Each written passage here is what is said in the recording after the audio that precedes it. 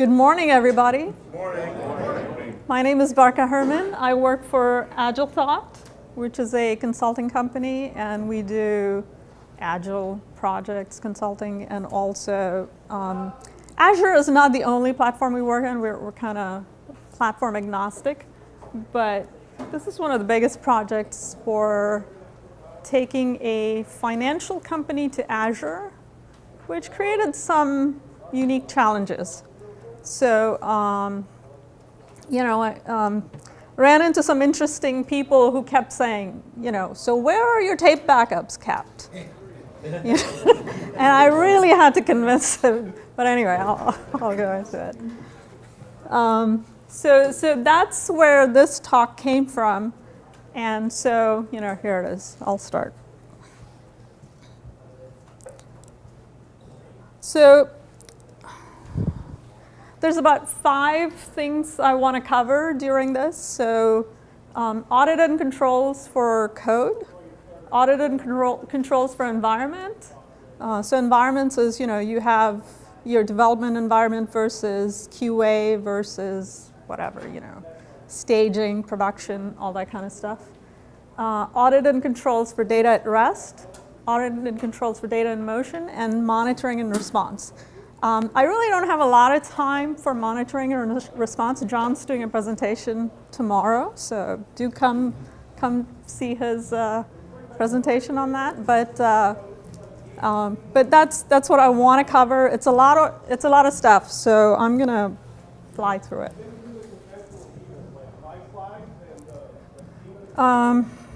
So the first one. So these are some of the sample controls that you come across, and I've tried to genericize, but depending on which control standards you follow, these are the kind of 4 that show up. The code is located in secure location. By now, that's a given, right? Access to modify code is restricted, which is a good one to talk to, especially to Devops. Even to this day, I run into organizations, we run into organizations where there's no formal method. Like if you have 10 development teams, they all have their own way of sort of, controlling how code ends up in production. So that's kind of interesting to me as DevOps. Code is reviewed, tested, scanned, etc. And code deployments are gated and audited. So we can tell, who approved code to go from environment A to B, and so on. So those are the four areas here. So who has heard of Git Flow? Who is using Git Flow? Okay, less than I want. So I think Git changed coding, right? For source control for everybody, right? So Git, I think it was a revolution. Everybody's using it. Microsoft's even bought whatever. Not going to go into it, but yeah, Git Flow is what Agile Thought recommends. We actually have implemented for large organizations, and it works beautifully. Especially if you have hundreds of developers, which we do in the project that we implemented. It's a great way to control. From a control freak perspective, it's awesome. And we're going to walk through it. And also, what we want to do is we want to build one and deploy several for consistency. So in other words, when you create a build, you create a set of artifacts. Those are the same artifacts that end up on your development server, your QA, your staging, your production. You should not have to rebuild ever. So you build ones, deploy multiple. And it seems kind of like a simple thing to do, but you'll be surprised how many people don't do that. And again, the deployment pipeline with approvals for gates and audits. And I'll go into that. That kind of sounds weird, but. So this is Git Flow for the rest of the room that did not see it. That don't use it. But basically, the idea is that you are never merging, checking code into the main branch you're always creating changes to a feature branch. And in order to merge from a feature branch to the main branch, you have to go through a pull request. And the pull request has code review and approvals and things like that. So does anybody not know what Git Flow is? Okay, I'm not going to go. I'm really not going to go into it. So that's one way of keeping track of what the code is, and and one of the advantages of this is the developer can develop the code to their heart's content, and when the merge happens, you can set up CI builds, you can set up Veracode testing for scanning the code and making sure there's no vulnerabilities. You can check all the references if the developer is bringing in open source libraries that could be malicious, could be suspicious. You can run scans against that. So you always before you merge, you can do all these things to verify that the code is solid, secure. So this is where you would implement the policies. As you can see, the little locks are the gates for each process. So the feature branch, the green ones, get merged to the dev, and it has to go through PR, which is not only build verification, unit tests, scanning for codes, vulnerabilities, things like that, but also code review. And the same applies for all the other, so we have the master branch merges, we have one-offs, hotfixes, things like that. They all go through the same process. So I wonder if I want to, okay. So I'll do a demo for, let's see if I can take a look at.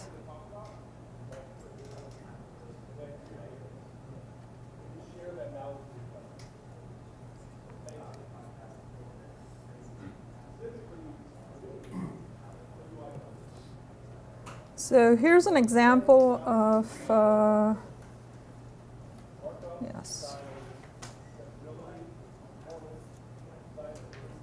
Here's an example of some random code.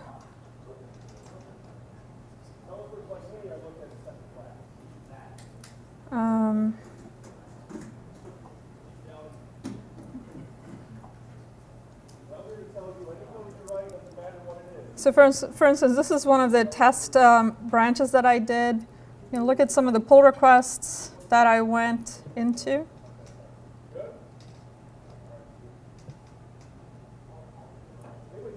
So it's just some bogus pull requests. And most of you have seen Git, so this shouldn't be news to you. But what I wanted to go into is the policy tab.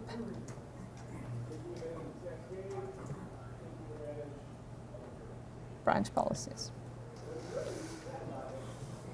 So this is a test solution and branch. So it's not set up really the way it should be set up, but what I wanted to go over is that you can set a branch policy for each branch. So this is the develop branch. I have a minimum number of reviewers as 1 because it's just me. But usually you should have more than 1. You don't want to allow approvers, users to approve their own changes. You can set up other flags like, some reviewers vote waiting or reject. Reset code reviewer votes when there are new changes. And also, you can track worked items. Yeah, go ahead. Okay. Hang on a second.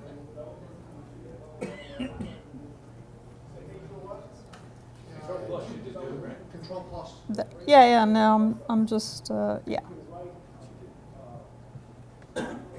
Control plus. There you go. There you go. All right. So yeah, so you can set all kinds of policies. Things like check for comment resolution. So you can add a comment to a PR, and you cannot, the system will prevent you from checking in unless you resolve the comments. You can enforce a merge strategy. You can also do build validation. So this is, so you can actually say that, run this build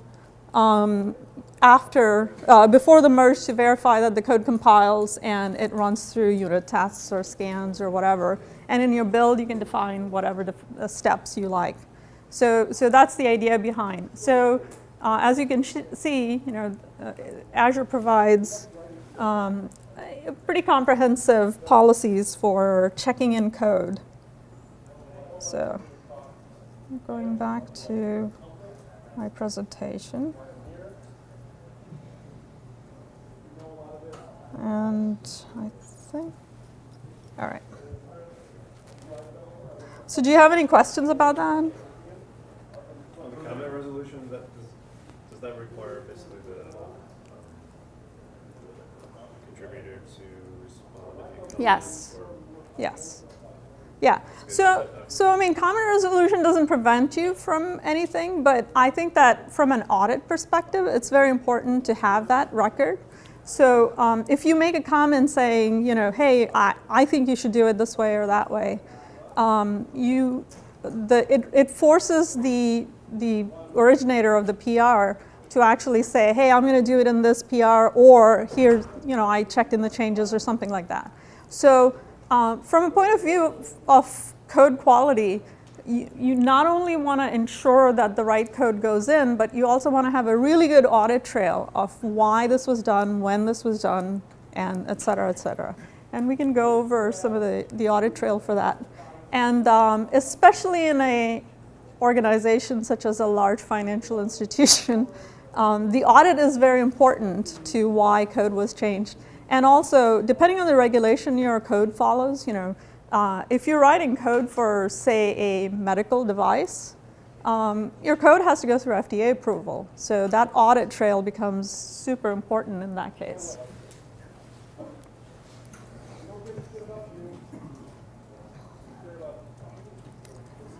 All right, so the next step is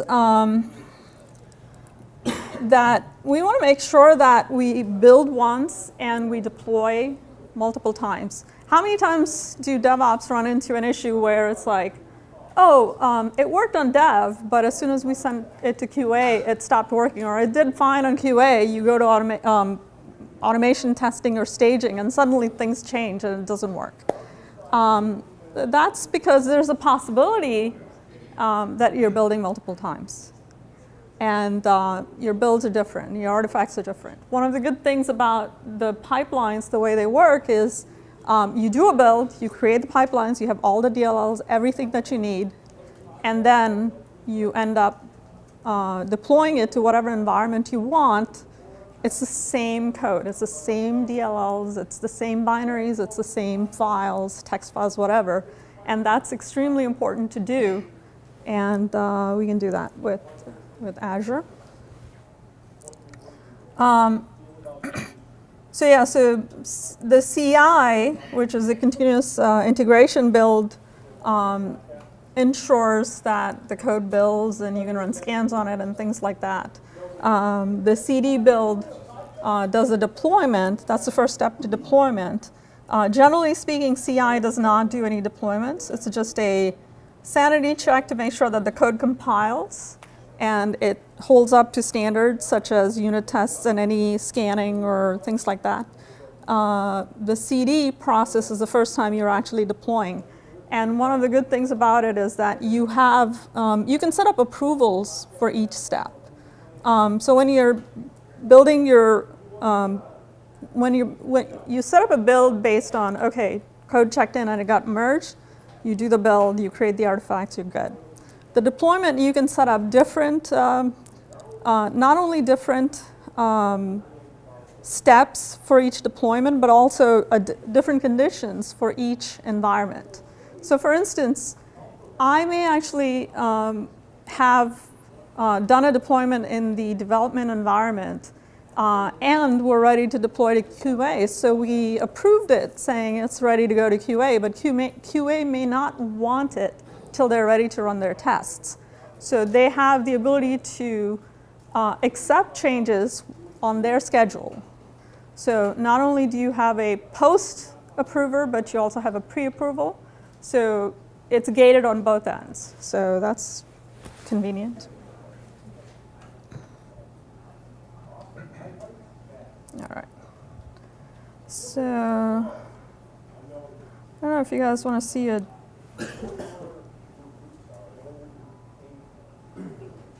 question on the last slide. Hmm? I have a question on the last slide. Could those artifacts be containers, or how often are they typically like containers? Yeah, so yes, they can be containers, but the idea is that even if you're not using containers, the deployment, it's the artifacts of a build is everything that's related to the binaries and whatever, PDFs or whatnot. But yeah, you're right. You know, it could be a container. So let's see if we have any builds.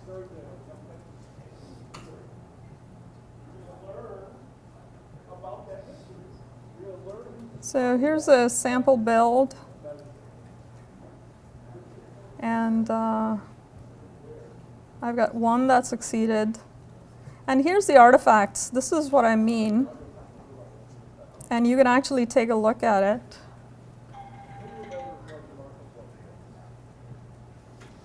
So it's got a zip file and it's got some text files. And you can download it, you can deploy it locally to debug it, you can deploy it anywhere. So it's a package that has everything that's needed to deploy. And this happens to be just a website. It's a sample website that comes with Visual Studio Templates, so it's not very complicated. But this could get very complicated when you're doing a deployment that has distributed code, 30 microservices, who knows how many databases, and NoSQL databases, SQL databases, et cetera, et cetera. So, and then, I don't know if I have any releases.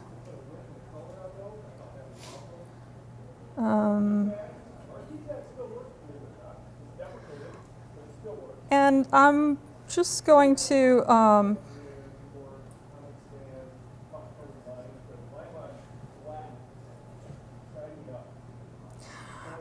show you how this relates. Right now I have only one environment defined, but you can actually define, and this is the artifact that we got from the build, but you can define as many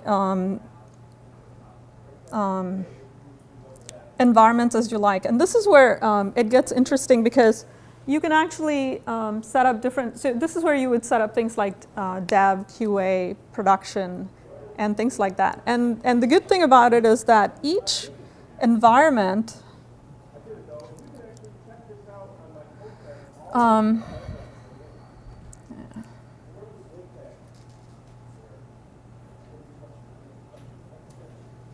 new release pipeline,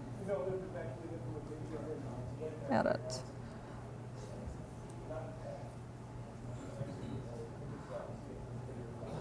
So each environment has, you can have a different Azure subscription. So you may want to segregate, which is very important, especially in the cloud. You may want to segregate your development environment from your production environment. So typically what we do is we have multiple subscriptions. We also have not only multiple subscriptions for dev and production, but also based on region and things like that. So there may be, especially from a controls perspective, there may be restrictions related to, Company A Germany seeing, code or data from Company A USA or Japan for that matter. So this is where you can actually set up a different subscription. So this is what I'm talking about. You can set up different subscriptions to deploy to, so that every subscription has a different service principal that you can add, and it has the ability to deploy to wherever you want without having to go through without having to go through one credential. So all you would do is you would initiate the deploy, and it would actually have the correct people approving it or not in order for it to get deployed. So for instance, the deployment for Germany may come from a person in Germany, and the deployment for United States may come from somebody here, or you may have a overall person that has to approve all deployments. So that's the whole idea here. So, okay, let's do. So moving forward, I'm going to move to environments, because we're already talking a little bit about the environments. So this is one of the most requested and concerning things, and this is what we were talking about, is logical and physical segregation of environments, and having a lifecycle methodology for deployments. So in other words, how do you ensure that if there's a development team is working on a feature that incorporates service bus for version 1, and decided to add RabbitMQ for version 2. How do you know that the environments, including dev, QA, whatever, have all of the same changes? And so for this organization, what we ended up doing is not only did we create source control and version control for code, we also created source control and version control for environments deployment. And the only way we were able to do that is we put all our deployment scripts in source control as well. So we used ARM templates for deployment. So deployments were never manual. Nobody ever logged into Azure and said, hey, +, let's create a VM. That never happened, because that's where problem starts, right? And especially if you're working for a global organization that has 50 subsidiaries, and each of the data needs to be segregated, you don't want to do that. You don't want to sit there and hit that plus button all the time and then try to remember what happened. So this is where we really leverage cloud by using scripting. And then also lifecycle methodology for deployments. What we would do is we would actually have a dependency on code. So version 1 code does not require RabbitMQ. Version 2 requires RabbitMQ. The templates are also versioned so that we actually have a dependency on code that says, hey, if you are deploying this, check to see, and you can add this to your deployment script, saying check to see what is the environment version running on QA. And if QA doesn't match the right environment, you're not spending half an hour trying to figure out why it's not working because, oh, oops, we forgot to implement RabbitMQ for this deployment.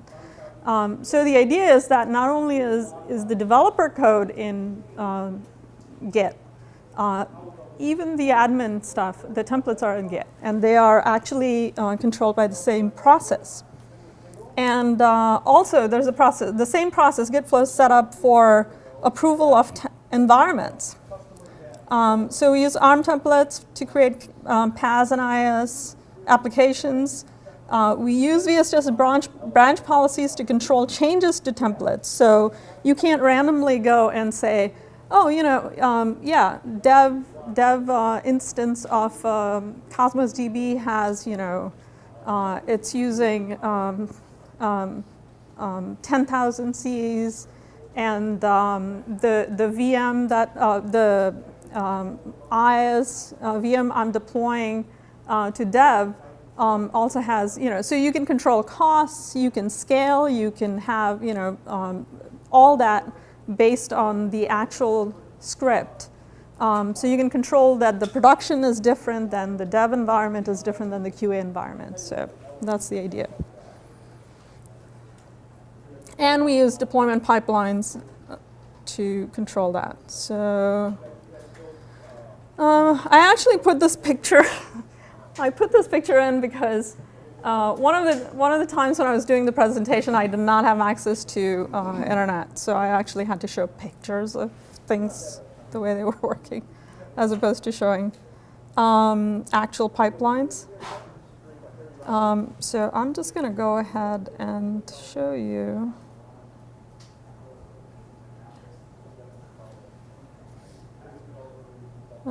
Let's see. I'll show you this. So this is your, again, let me increase the text size before somebody says it. All right, how do you do that here? Lower left corner of the editing panel is below 100% there. Yeah, there you go. All right, so. Probably a little larger. Okay. Really doesn't help with some of the things. So this is the, what I did was I went and used Visual Studio to say, create a Azure Resource Group project and just give me the existing template for app and SQL. Obviously, this is a whole science in its own. People who have actually moved from dev to DevOps will understand that, just mastering PowerShell and Azure ARM templates is a whole can of worms. It's its own little thing. And they change all the time, so it's beautiful. The good news is there's a lot of samples out there, so you can actually steal from them. But the whole idea here is that what you're doing is you're parameterizing everything. You are actually, let's collapse to definitions. Oh, it doesn't know that. Nice. I have a JSON Explorer. Phew. Huh. Ah, there you go. So this is what I wanted to show you. So here's the actual resources. I don't know how to make this bigger, but this is the setup of the SQL server. This is the hosting plan for the website. This is the actual website. Some of the settings. These are all auto-scale settings. These are all settings for application insight, app insight stuff. So the good news is all of this can be captured and scripted. So if you want to tear down the entire environment from dev to everything, you can tear it down and restand it up by just running these scripts, which is kind of cool. And you have consistency. If you want to make a change to something, such as, we're using RabbitMQ as an example, suddenly we want to introduce a new technology or anything, all you have to do is apply it to a template, check it in. There'll be a new build of this project, and the deployment pipeline will then deploy the scripts, run these scripts with the updates. Go ahead. I just wanted to make a statement. It's also, if you already have infrastructure or apps deployed, you can actually download the templates for the ARM file setup. Yeah. You can just start from somewhere, not necessarily from scratch. Yeah, you can do that, and they are very ugly. Oh yeah, they're horrible. Yeah, I honestly don't recommend that. I don't even talk about it because they're so ugly that you sit there and you go, oh, God. But yeah. Yeah, but if you go to the, if you just Google ARM templates, there's a site that has like every example you can imagine. I forget the name of the site, but some of you know. There's a lot of really clean examples, and especially if there's a lot of developers here, yeah, you don't want to use the automated one, but that's a good way to start. You're right. But you can create parameterize everything so that everything is scripted, and you control the deployment. Again, the control freak in me loves this.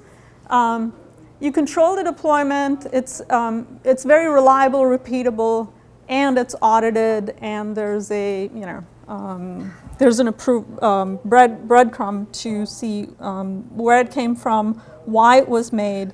So I'll show you the templates. Let's see if we can see what the templates look like.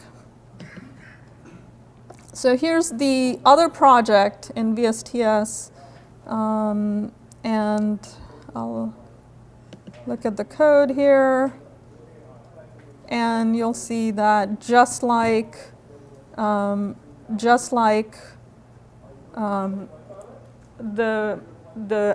developer code, the admin templates are also checked in. There's a project, and there's the JSON files, the parameter files. What I would do is typically when we deploy to multiple template environments, in your deployment script you have an environment per life cycle, so dev, QA, etc. And then we have a corresponding JSON file that works with it. The other part of this is, what do you do with secrets and things like that? So we use key vaults for everything. And one of the good things about this project is that, so when you, I don't know.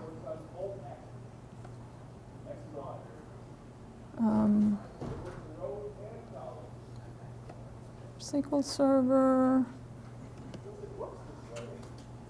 variable SQL Server name. Trying to figure out where the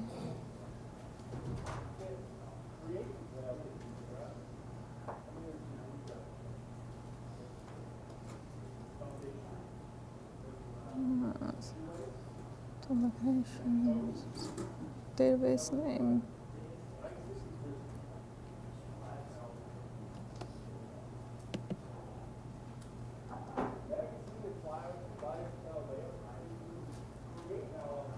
Come on.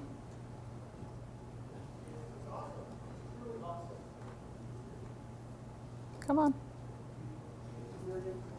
And this is where you can actually specify that you can use a key vault. So that is a key vault. Sorry, the size is not as big. That's the name of a key vault, and then you have a key or secret in there that you can use so that you don't have script, because what's the point of having secrets and then they're checked into VSTS? Everybody can see the, so none of the connection strings are anywhere in the code as well as in admin templates.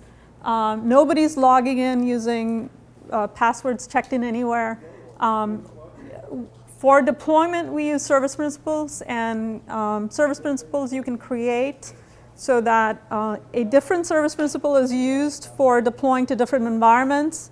So you're making sure that nobody can randomly deploy to a place that they don't have access to. Nobody has access to the actual user ID password for the SQL Server. It's actually getting the key from the key vault, and the access to the key vault is using the service principal. So you have control.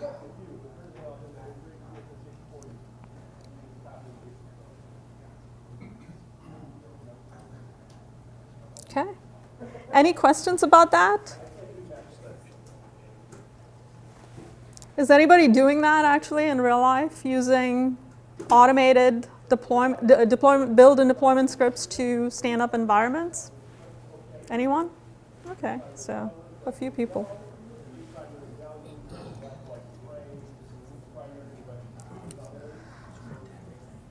So this is a very, very, very long topic, and there's no way we can actually cover this in a few slides in the remaining half an hour. So, but I just want to touch on it. So some of the sample controls that we run into is data at rest, data in motion, that kind of things. Here's some sample controls that you'll encounter. Ensure that data is encrypted at rest. Access to static data is controlled and audited. Ensure that data is highly available and data is restorable for loss prevention related controls. And ensure data is auditable, retention policies. So yeah, retention policy is where I usually run into where are your tape backups stored, which is kind of, you know, we have to convince people that there's, I don't have access to the tape backups. I'm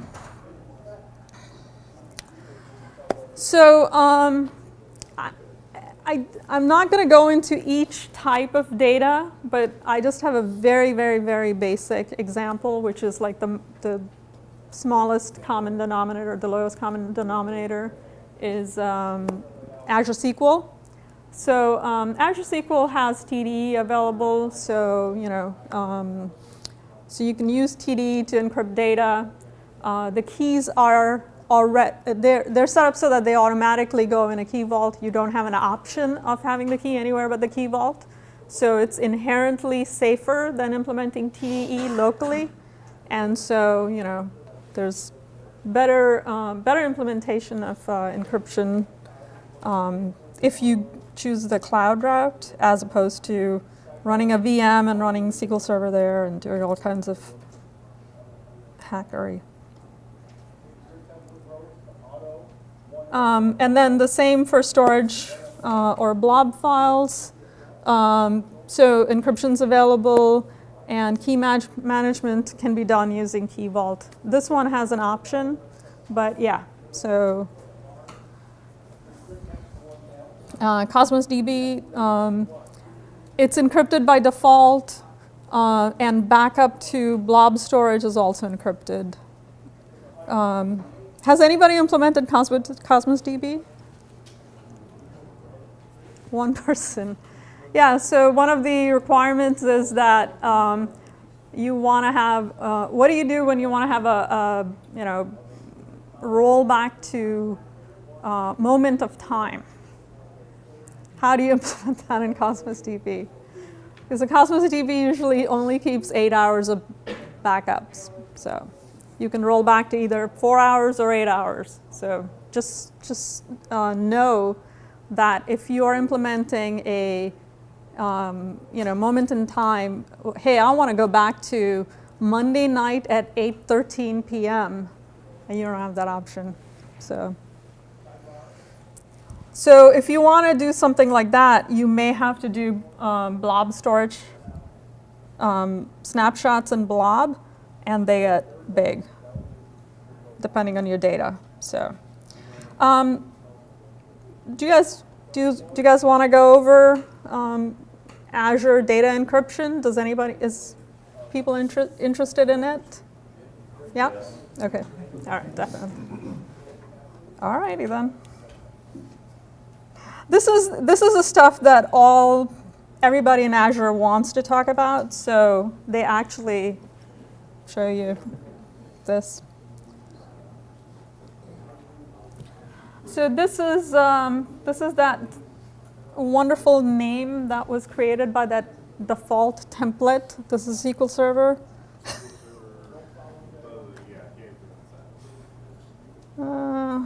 Control plus. There you go. A little better. So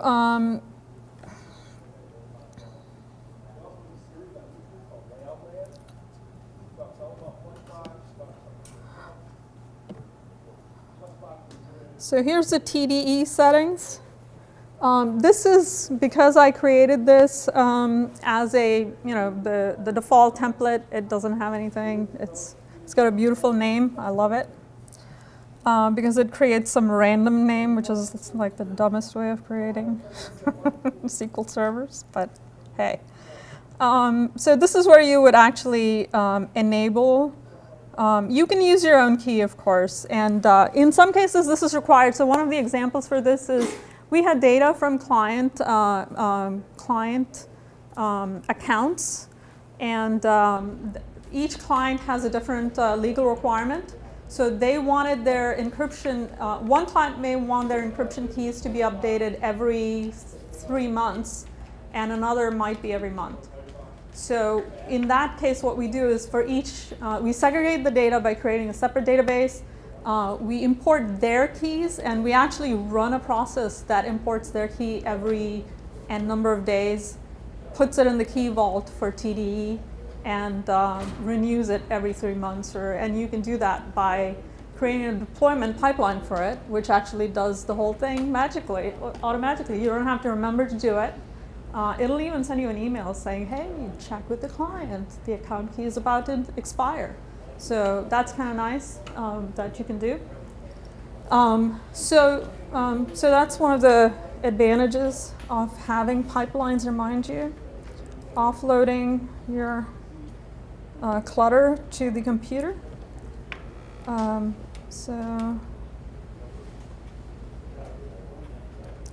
this is taking me to the docs. That's great. Yay.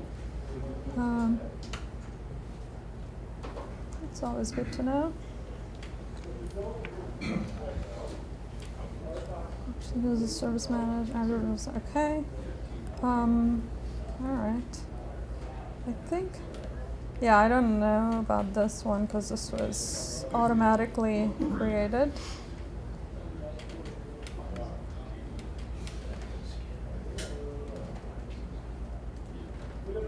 Huh.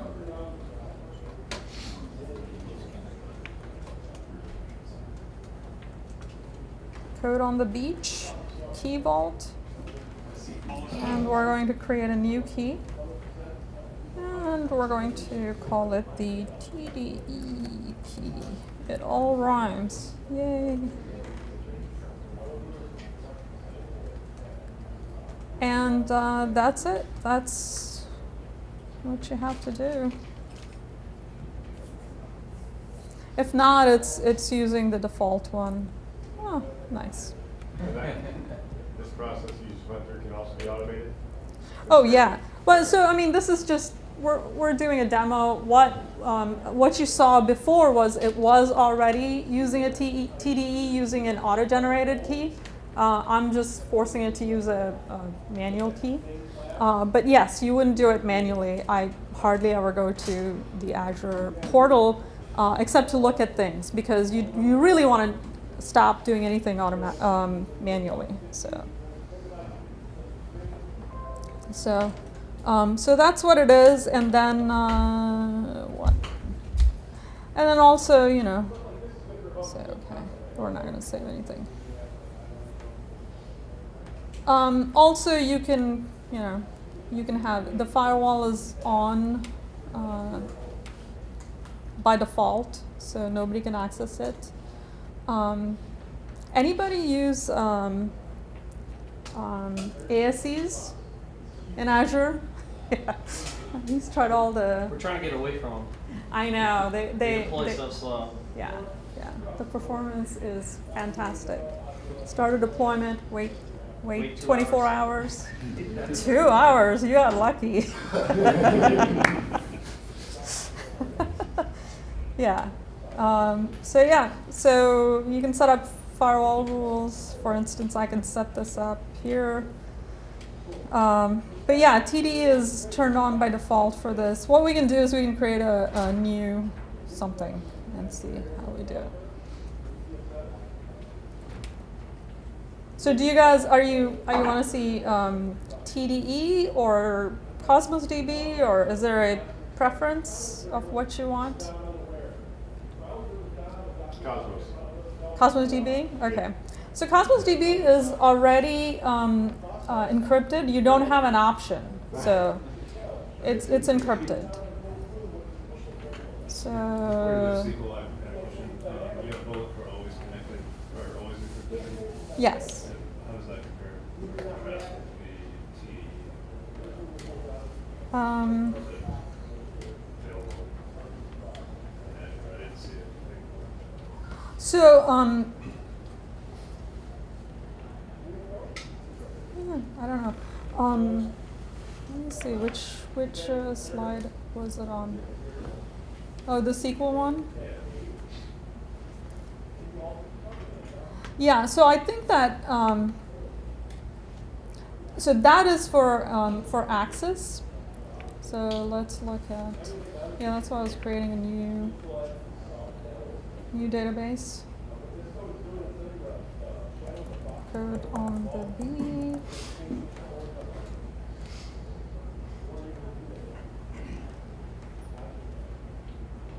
Code on the beach. Blank database. Create a new server. I wonder how many are being created as we speak.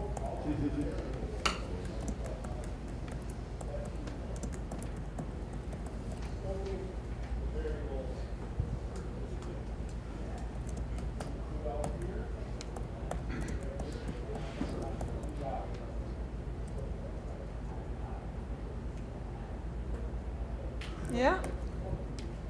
Somebody has it. Somebody's faster than me.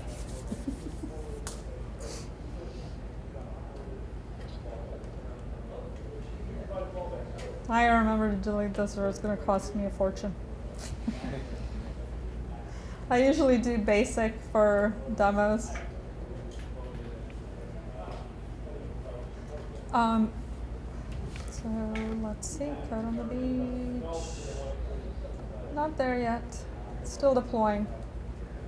But yeah, let's create a Cosmos DB while we're talking about it. So Cosmos DB is, it's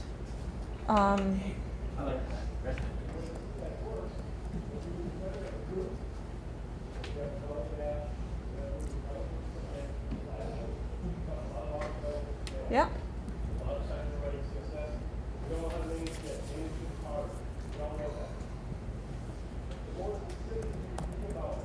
I bet they don't have this.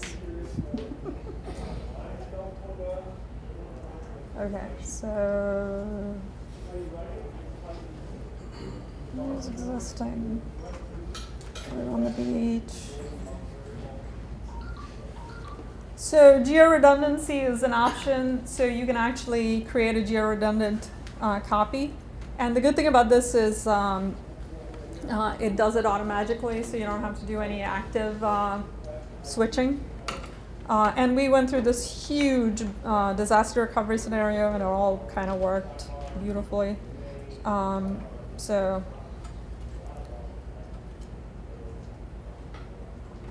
yeah, Cosmos DB is,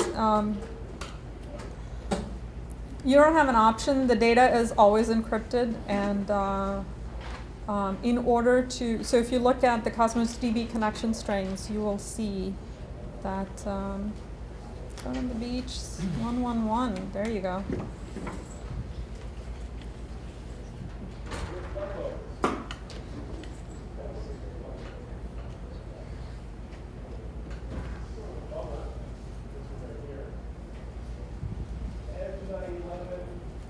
So yeah, I think that TDE is on by default as of right now. So you don't have an option for it. And so this used to be an option.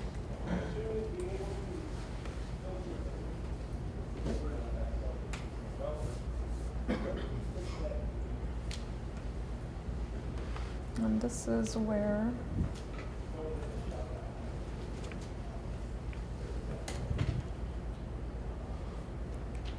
also, one of the things that we did, rather than having connection strings even in code or in key vaults for developer apps, we created key vaults per environment or lifecycle. So we have a separate dev key vault versus a QA key vault versus a production key vault and things like that. and actually use AD for segregating users. So we used AD integration to connect to SQL Server rather than using passwords. Yeah, the only challenge is that if somebody else manages your AD policies, then you have to remember to go fix it. So, all right. So, yeah. So I don't see it anymore. So they must have changed this on me. Oh, this is. As of May, Yeah. still on period. Yeah. It's not an option anymore. So that went bye-bye. Welcome, manager. All right. So, I wanted to show you the automation script. So this is the automation script that's available for all resources, which is what the gentleman in the back was talking about. So this is very similar to what we saw in the project that I created. But if you look at this, it's got 64 parameters, which is kind of cool. This is beautiful code right here. Got more parameters than resources. And all those. This is why I don't start with this, because it's ugly. And I'm a control freak. So. But yeah, let's look at Cosmos real quick. It must have deployed by now. Where are you? There you are. Barkha test. Yeah, so there isn't, here's the keys, and typically what happens is, these are the read-write keys, these are the primary keys, and, people just share this with everything, which is bad and wrong. Shouldn't be doing that. There are read-only keys available, and, so be careful. The best way to do this is actually, you can write a script that puts the keys in Key Vault and regenerates the keys every time. So you can write a script that regenerates the keys for Cosmos DB, updates the Key Vault ones, and the applications use the Key Vault reference rather than going, hard coding this stuff in config files, which sucks. What's that refresh looking button on the right do next to the key? Will that change the key? Yes. Okay. Yes. So this will regenerate keys. When you regenerate keys, does it go through your database and re-encrypt the data with the new key automatically? So the encryption key is different than the access keys. So these are read-write access keys. And the encryption key, we don't even have access to. So in other words, if I actually get access to the files, I won't, the backend files, that's just somewhere. So it doesn't have to regenerate it. It's a separate key. So those keys are for data in transit, not data at rest? Correct.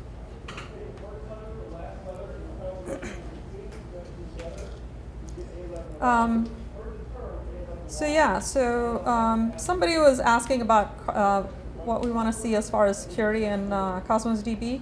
So yeah, the data is always encrypted, and we don't have the key. The backups are automatic. There's 4-hour and 8-hour snapshots available anytime within that. You can roll back only in 4-hour chunks, so you can't say, hey, can you roll back an hour? No, you can't. You can do 4 hours or 8 hours.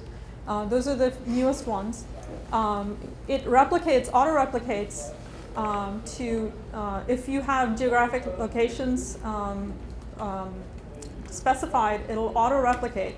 But the thing is, if a hack happened at, like I said, 8 p.m. on Monday night, and you want to look at a snapshot before that, well, guess what? That replicated all over the place too. So that's one of the challenges of maintaining. Is that geo-replication just for redundancy and disaster recovery, or is it also for having a closer connection point? So yeah, it can be used for either or. Okay. There's 2 ways to set it up. One is the automatic disaster recovery backup, and that usually is not available, and there's an automatic failover. You don't control it. It'll just fail over automatically. Or you can explicitly set up. And then in that case, what happens is, so when we set up our disaster recovery scenario, we had a east and west location. And the way we set it up was that we had the key vaults in west pointing to all west properties, and the key vault in east pointing to all the east. So all we had to do was bring down the web, the front end stuff, and then they would just automatically go to the right key vault, and everything else was pointing, and we replicated data back and forth. So we didn't have to go and do any manual steps. So. Nice. And yeah, that's kind of nice. And we scripted that too. So. Scripts for everything. Script everything. Yeah.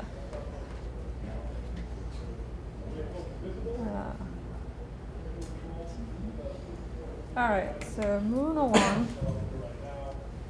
So I don't know if that answered your question for Cosmos or whoever's talking about that. I didn't really go into the blob that much. And then audit and controls for data in motion. So these are some examples of sample controls. All endpoints use TLS. Authentication and authorization is implemented. All communication is secure in transit, not only from the client to the server, but even within the data center. So TLS is default. ASEs can be set up, but so ASEs are good in some ways, but not in other ways. Also, they do have ExpressRoute, which one of the big organizations that we had, we set up ExpressRoute for them. That made life much easier for access to Azure. So if it is a big enough project and there's a lot of people coming on, I do recommend ExpressRoute. It's worth it. It's expensive, but it's worth it. What is ExpressRoute? So it's a dedicated tunnel between the client and the data center. Okay. So it's faster and secure. So you don't have to. So obviously you can't work anywhere in the world, from it. So it's better for large enterprise clients that have a big on-prem presence that are doing business in cloud in Azure. So it's useful for that. They do have site-to-site and point-to-site VPNs, and they keep adding more stuff. And then finally, there's monitoring and response. I'm about 3 minutes away from the time. So I'm going to go into just some basic stuff. So Azure logs everything, including who logged in, who logged out. So you've got logs for everything, pretty much. There's monitoring available for everything, pretty much. And alerts can be set up for security violations, audits. You can set alerts for deployments, code check-ins, key vault value changes, changes to anything in Azure properties. And so the thing is, you have to set it up and you have to use it. And it's pretty extensive. It's a whole hour on its own, so I'm not going to go really into it. But if you want a quick overview, we can definitely look at some.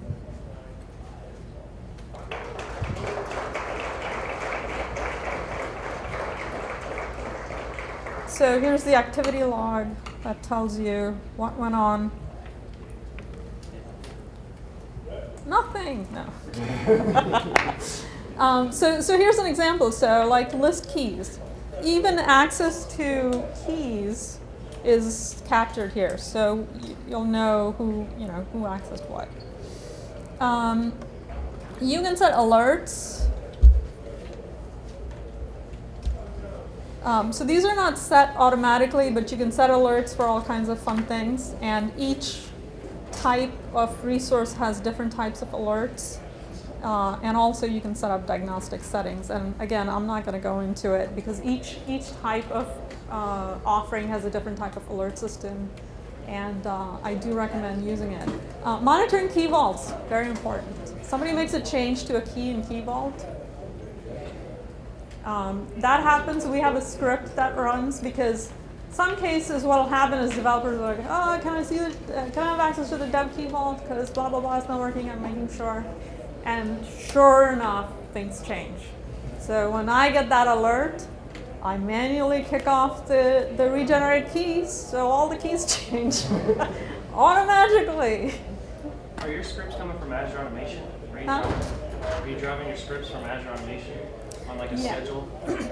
No. So the deployments can be scheduled on their own. You don't need Azure Automation to do that. You can set deployment to say, hey, kick this off. Like the key regeneration scripts, depending on the time frame, are every 30 days or every 90 days, automatically. I even have automation scripts to remind me the certs expiring and things like that, because, hello, that happens to all of us. So that actually creates an email that goes out and whatnot. But those are all deployment scripts, and the deployments have schedule, so you can So you're schedule doing it. everything with the build and release pipeline, Yeah. including Yeah. the. Yeah. Have you thought about Azure Automation or looked at it? You can do all Yeah, that. yeah, we have some jobs running in Azure Automation that work, but I guess we just overuse deployment for some reason. So I was just that's curious. just what we chose because it was there. And one of the advantages of that is that it has a very solid approval. So you actually, if you're deploying a cert to the dev environment, it has 0 approvals. It just goes to admin and an email reminder to everybody saying, hey, the cert's expiring. If it's a prod, then it goes to a whole different set of people, and it has to have approval before anything happens on that. So that's a whole set of different approvals. So thank you guys for putting up with me for an hour.